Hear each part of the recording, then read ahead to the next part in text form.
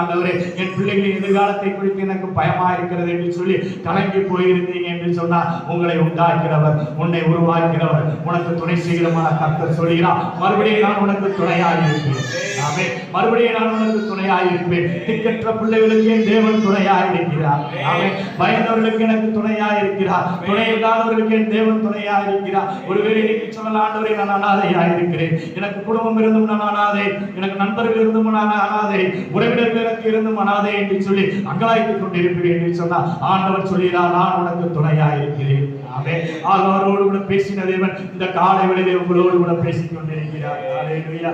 ஆகார் சொன்னார், என்னை காண்பவரை நானும் இவ்விடத்திலே கண்டேன் என்று சொல்லி, நீர் என்னை காண்கின்ற தேவன், நீர் எனக்கு துணை செய்கிற தேவன் என்று சொல்லி ஆகார் பெயரிட்ட அந்த காலை வேளையிலே கூட நீங்களும் வருகிற நாட்களிலே சாட்சியாக சொல்ல போறீங்க, என் ஆண்டவர் எனக்கு துணையாக இருந்தார். பிரச்சனையின் மத்தியில்